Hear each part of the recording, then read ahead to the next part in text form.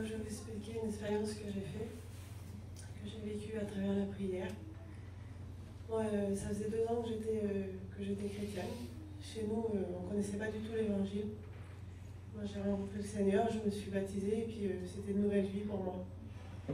Et j'ai mis la division dans mon foyer, et ça m'a pris beaucoup de temps, ça m'a attristée. Et j'ai perdu les 2 ans là, à être triste, à me tracasser sur ça. Et je priais tellement pour mon foyer que je ne regardais pas ce qui se passait, je n'apprenais pas à aimer le Seigneur pour ce qu'il me donnait, pour ce qu'il était. Je voulais un foyer chrétien. Je voulais tout donner au Seigneur, je voulais changer de vie, et puis j'y arrivais pas. Et ça faisait 2 ans que j'étais chrétienne, et l'ennemi, ça a servi ça pour me décourager. J'étais fixée là-dessus et je ne voyais pas ce qui se passait autour de moi. Et tous mes jeûnes, toutes mes prières, c'était pas pour moi, c'était toujours pour lui. Et un jour, sa petite nièce s'est mariée, puis on est parti juste avec le petit camping pour le mariage. On s'est arrêté 3-4 jours sur une mission. Et moi, j'étais pas en mission, j'étais dans l'intérim. Et là, quand je suis arrivée sur la mission, il y avait la réunion de prière le matin et la réunion de femmes à 2h de l'après-midi. C'est une réunion de prière, les femmes. Enfin, ils se rejoignaient pour prier. Et puis pendant les 3-4 jours, là, j'en ai profité, j'en ai prié. Mais je priais toujours pareil, pour lui, pour lui. Et la dernière réunion de prière, il y a une femme qui a prié à côté de moi. Et cette femme, elle a prié pour sa petite. Et elle souffrait terrible, cette femme.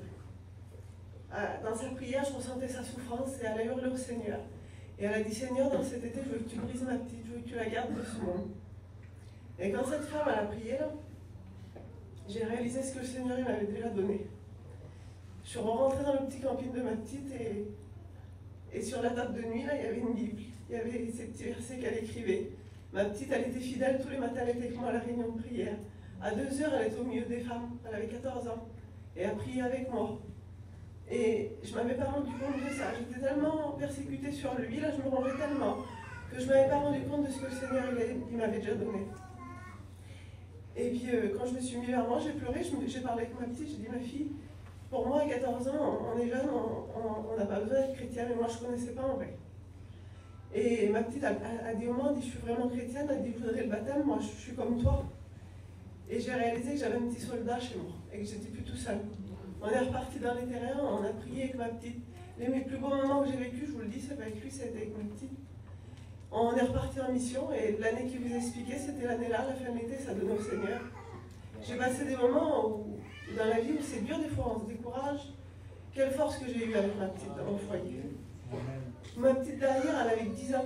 Elle a grandi dans le petit camping de sa sœur. Mais aujourd'hui, ma petite, c'est une chrétienne aussi.